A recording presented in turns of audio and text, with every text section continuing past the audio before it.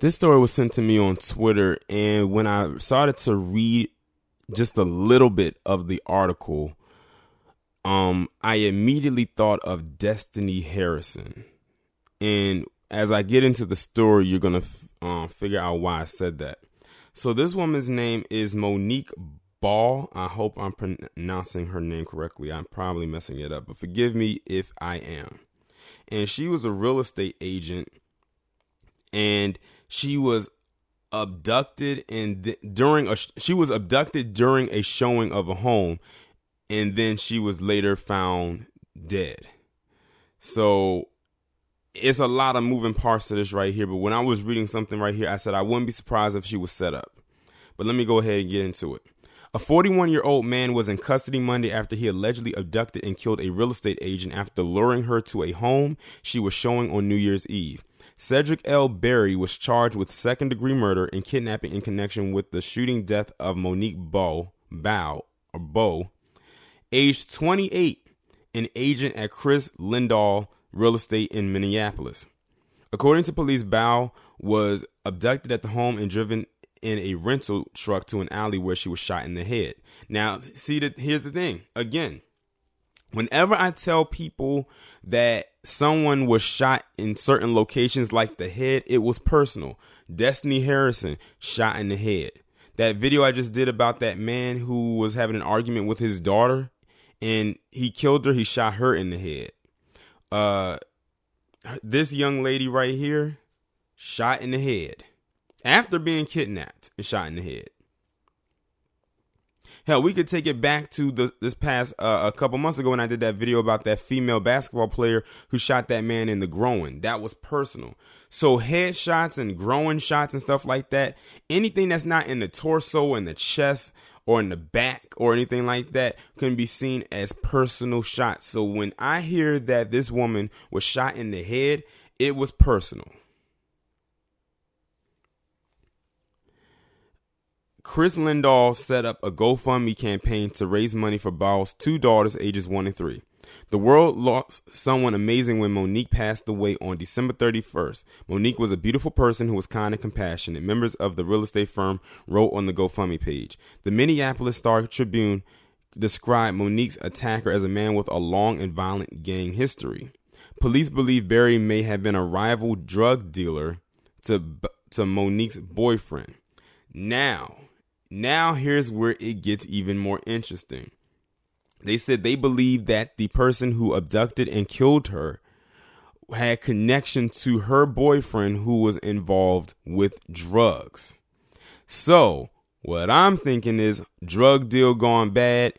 They wanted to get to him, but couldn't get him. So they went for the next best thing or the next person closest to him. And that was his girlfriend. Now, somewhere, someone had to tell them that his girlfriend was a real estate agent. That someone had to have known that she was a real estate agent in order for them to know what location to go to get her. Unless, and this is unless, it doesn't mean it's confirmation, the boyfriend set this up to have her killed because she was a real estate agent, maybe to get some money out of her, because real estate agents make a lot of money. They make a lot of money. I'm talking about if they get good clientele, like high paying clientele, 6 figures. So it could be either one of those things. But as far as that boyfriend goes, keep an eye on him, because I don't think he's completely innocent in all of this. I cannot begin to describe how vicious the behavior was in this case, Hennepin County Attorney Mike Freeman said in a statement. We have charged Mr. Berry with setting a trap for Ms. Baugh, assassinating her at close range, and shooting at her boyfriend while in a house with 2 small children. We are seeking high bail and will do all in our power to prove him guilty. Now listen to that. The boyfriend was shot at as well, but the boyfriend did not die. I'll say that again. The boyfriend was shot at, but he did not die. But she did, and she was shot in the head. I'm telling y'all, they need to look into that boyfriend of hers In February, the National Association for Realtors took a look at 4 murders of real estate professionals across the country and listed some initiatives to help tackle the problem. In 2017, The Real Deal looked more broadly at the issue of agent safety and how brokers deal with the specter of threat. According to a 2017 NAR survey, 44% of real estate offices have standard procedures for agent safety, while 52% of men and 57% of women carry self-defense weapons ranging from pepper spray to tasers to noisemakers. Yeah, this is a very another sad story right here, and it's a shame because these are successful women right here who are getting taken out piece by piece and everything like that. But like I said, I'm telling you, that boyfriend is involved somehow, some way. That's why a lot of times we say you got to be very careful about the mating choices that you make and like vetting whoever it is that you're dating. And for all we know, he probably didn't even come off as the drug dealing type to her when she probably met him. He probably came off as maybe clean cut. I don't know.